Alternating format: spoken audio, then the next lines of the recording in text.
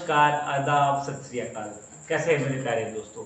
मैं आपका दोस्त विवेक जी फिर स्वागत हो गया हूँ करंट अफेयर के एक नए वीडियो के साथ। जैसा कि हम एनडीए के लिए करंट अफेयर की तैयारी कर रहे हैं, ये क्वेश्चंस जिन एग्जामों में वन लाइनर क्वेश्चंस आते हैं, एमसीक्यू क्वेश्चंस आते हैं, उन एग्जामों के लिए ये क्वेश्चंस बहुत इंपॉर्टेंट हैं। तो चलिए बिना समय को वेस्ट करते हुए शुरू करते हैं हमारे पहले क्वेश्चन के साथ। पहला क्वेश्चन है सॉइल सेफ सॉइल मूवमेंट।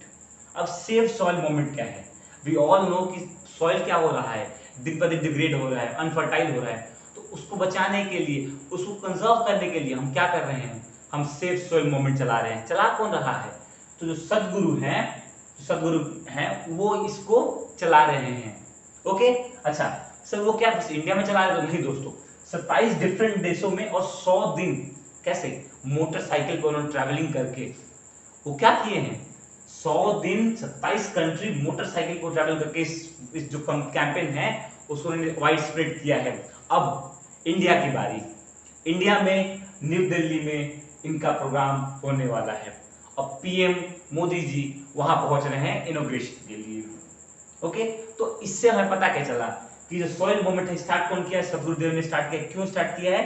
तो जो सॉइल का डिटोरिएशन और सॉइल हेल्थ, जो सॉइल की खराबी हो रही है, जो सॉइल अनफर्टाइल हो रहा है, उसको खबर रखते हुए, उसको ध्यान रखते हुए उन्होंने ये स्टार्ट किया है।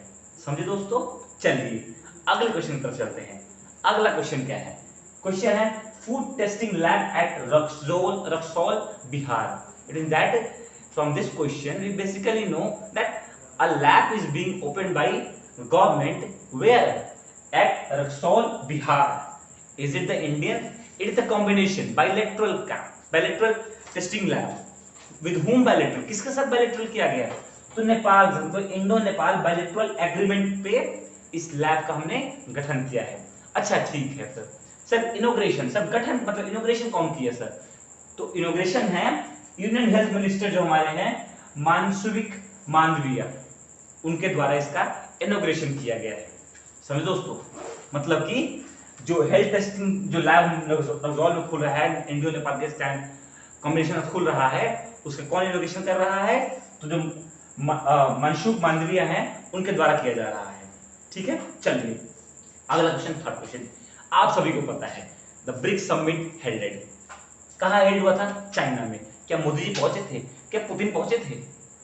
सर आप ऐसा क्यों कह रहे हैं? इसलिए ऐसा कह रहा हूं कि वो पहुंचे नहीं थे। They have attended the meeting virtually. अच्छा सर और कंट्रियां हैं क्या इसमें?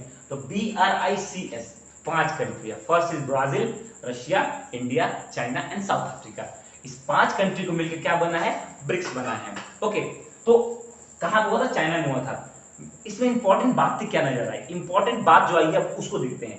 तो इंपॉर्टेंट बात है जैसे कि आप सभी को पता है कि जब से सैंक्शन लगा, जब से हमें पता है कि जो रशिया से तेल हमारे इंडिया और चाइना में इंडिया में आता है, उसका जो एग्रीमेंट, अब बोले एग्रीमेंट या फिर इंश्योरेंस। इंश्योरेंस क्या होता है?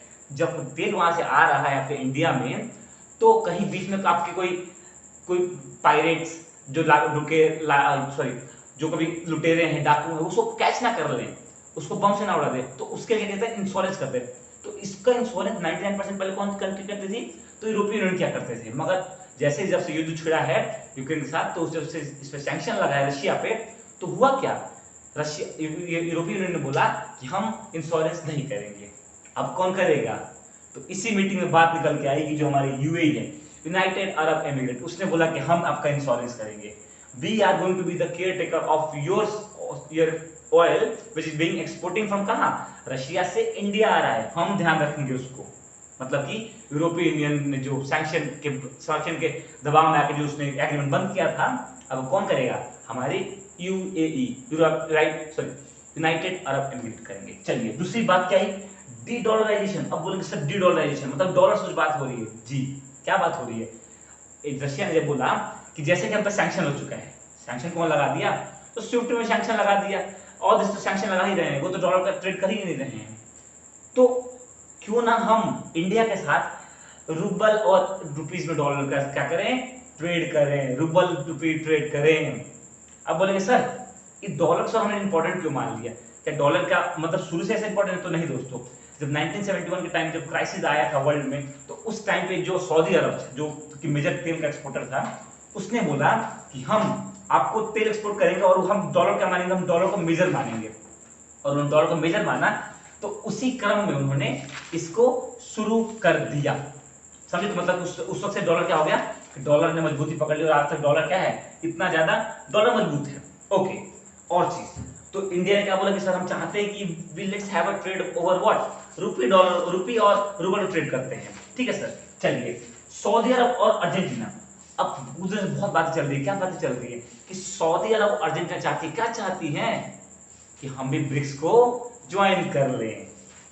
ये भी ब्रिक्स का पार्ट बनना चाहती, कौन, सऊदी अरब और Argentina. Okay, next Swift sanction. जैसे पता है कि स्विफ्ट क्या होता है, इंटरनेशनल लेवल पे जब हम कभी ट्रांजैक्शन करते हैं, अब मैं इंडिया में हूं, मेरा दोस्त, मेरे पेरेंट्स कहां पर है, मान लीजिए अमेरिका में रह रहे हैं, तो अगर मेरे पेरेंट्स को मेरे पे पैसा भेजना है, मेरे स्टडी का पैसा भेजना है, अगर पेरेंट्स वहां काम कर रहे हैं, तो मैं कैसे भेजूंगा, तो अगर जब पैसा मैं सेंड कर रहा हूं, तो वो जो उसका गारंटी ले रहा है, कौन लेता है, वही स्विफ्ट लेता है, जो इंटरनेशनल कनेक्शन कराता है।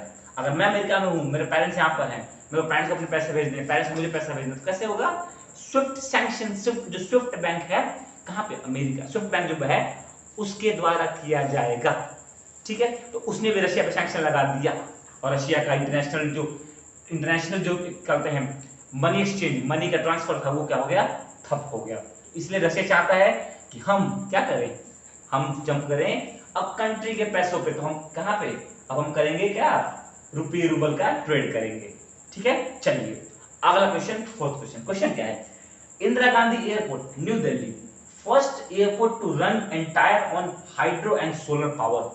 अब क्या बोलेंगे, तो हाइड्रो और सोलर पावर पे एंटायर चलने वाला फर्स्ट एयरपोर्ट कौन है इंडिया का, तो वो है इंदिरा गांधी एयरपोर्ट, जो कि न्यू दिल्ली में है।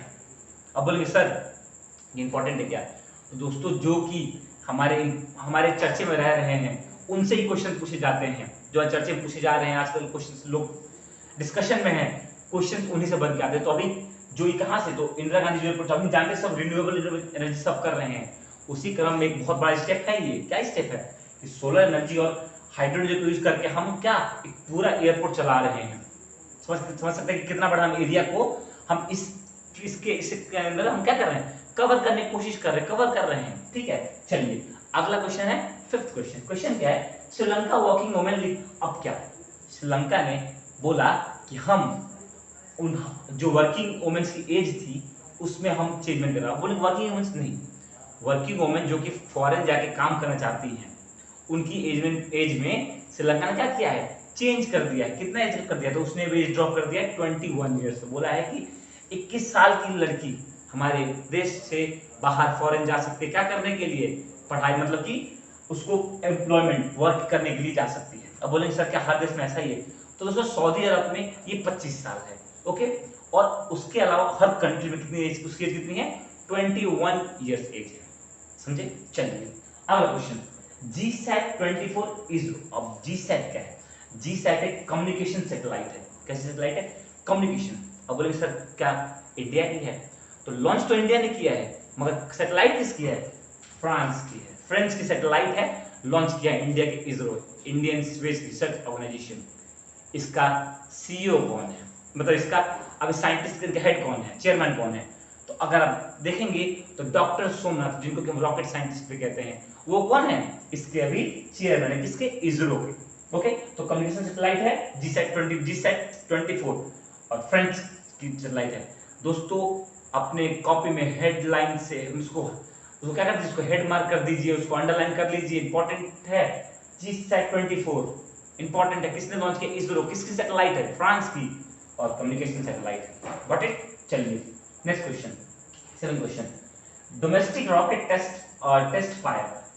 अब डोमेस्टिक रॉकेट का टेस्ट फायर मतलब कि अपने से बना बनाई रॉकेट का टेस्ट फायर किसने किया है, जिसका नाम नूरी, NUR है उस रॉकेट का नाम है, तो किया किसने है, साउथ कोरिया ने किया है। कहां, उसकी जो स्पेस एजेंसी है नैरो एपेस सेंटर, उससे किया है। अब बोलेंगे सर क्या ये रशिया, ये क्या पहली है क्या, तो नहीं, ऐसा करके साउथ कोरिया 10वीं कंट्री बन गई है इस लाइन में, जो कि जिसके पास की अपनी डोमेस्टिक सैटेलाइट बनाकर लॉन्च करने की कैपेसिटी हो चुकी है। 10वीं ऐसी कंट्री बन चुकी है। कौन? हमारी साउथ कोरिया। समझे दोस्तों? चलिए अगला क्वेश्चन। नेक्स्ट क्वेश्चन है अष्टांग योगा। अब अभी आपने देखा कि अभी 21 जून का मनाया था हमने, इंटरनेशनल योगा डे मनाया था। तो उसी क्रम में हुआ क्या, जो अष्टांग योगा जो बुक है वो किसने लिखी है? डॉक्टर सोनू फोगाट। और कहाँ पे उसका इनोग्रेशन, मतलब कहाँ पे उसका स्वागत इनोग्रेशन किया गया या फिर उसका रिलीज लॉन्च किया गया? तो हरियाणा में सीएम मनोहर लाल खट्टर ने इसे क्या किया, इस बुक का इनोग्रेशन है, कह सकते हैं कि बुक को लॉन्च किया।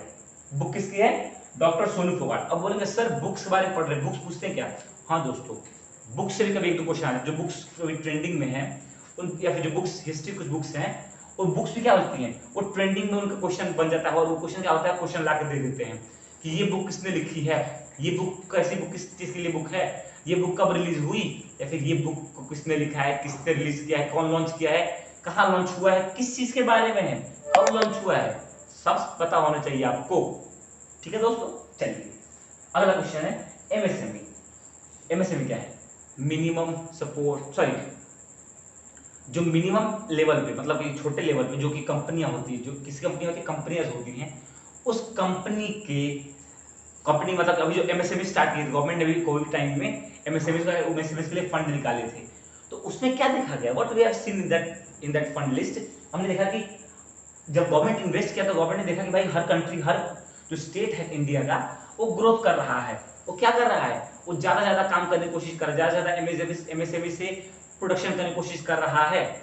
तो उसी क्रम में देखा गया कि जो नेशनल एमएसएमई अवार्ड था 2022 का, वो कौन जीता है? तो उड़ीसा का गांव है जो एक है, वो थर्ड प्राइज आया है। मतलब कि Orissa is the first state और first on the first number on in the award of national MSME award 2022 is in the top number. Got the point? Okay, let's move. Next question, last question. World Rainforest Day कब मनाया जाता है? तो 22 जून को मनाया जाता है, world rain forest day मनाया जाता है। इस बार जो रेन फॉरेस्ट डे था उसका थीम क्या था? The time is now. आपको बात तो लगेगी कि अभी समय है, अपन क्या बोलते नहीं है, अभी जो करना है कर ले, अपना टाइम आएगा, कहते हैं सब ना, अपना टाइम आएगा, अपना टाइम आएगा। वो टाइम आता नहीं है दोस्तों, आपको मेहनत करके टाइम को लाना पड़ता है। तो वही क्या बोला है, this time is now, sorry the time is now. कौन सा टाइम? द टाइम जिसमें कि आप वाटर के, मतलब कि आप वाटर को क्या, रेन वाटर के इंपॉर्टेंस समझें, उसको कंजर्व करें, उसको यूटिलाइज करें, ना कि उसको वेस्ट करें। नहीं तो पता है दोस्तों, एक टाइम ऐसा आएगा कि हमारे पास पीने के लिए पानी भी नहीं रह जाएगा। तो दोस्तों, तो समझिए, इससे कुछ हमें सीख लेनी चाहिए कि थीम भी रखने वाले ने क्या थीम रखा है, कैसे थीम रखा है, द टाइम इज नाउ। हमें इससे मोटिवेशन लेकर, हमें इससे प्रेरणा लेकर हमें लोगों को मोटिवेट करना चाहिए, अपने सराउंडिंग को मोटिवेट करना चाहिए। बारिश होती है उसको यूज, उस वाटर को कंजर्व करें, ग्राउंड वाटर टैंक बनाएं, उस पानी को यूज करें, रीयूज करें, पौधों में पानी डालने के, जो हम अच्छे पानी को पौधों में डालने के यूज करते हैं, इन पानी को यूज करें। ठीक है, तो इससे होगा कि हमारे जो ड्रिंकिंग वाटर है, फिट वाटर है, क्या होंगे, सेफ रहेंगे और अच्छे रहेंगे।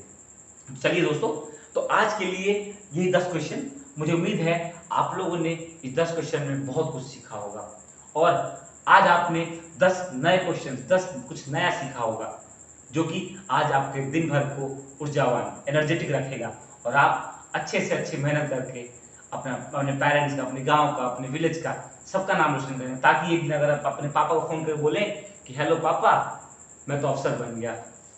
फिर सोचिए दोस्तों, एक बार आप उस पल को, उस क्षण को इमेजिन कीजिए। अगर आप जिस दिन बोलेंगे, कहीं से दूर बैठे पापा बोलेंगे पापा मैं तो अपने अफसर बन गया, उस टाइम आपके अंदर कितना प्राउड फील होगा, कितना प्राउड होंगे आपके पेरेंट्स, आपके गांव वाले, आप कितने प्राउड होंगे। तो उस प्राउड को, उस चीज को याद करके मेहनत कभी ना छोड़िए, मेहनत करते रहिए। ठीक है, और कहते हैं ना, असफलता एक चुनौती है, इसे तुम स्वीकार करो, देखो क्या कमी रह गई, देखो और सुधार करो। चलिए दोस्तों, इसी के साथ में अब आपसे विराम लेता हूं। चलिए, जय हिंद।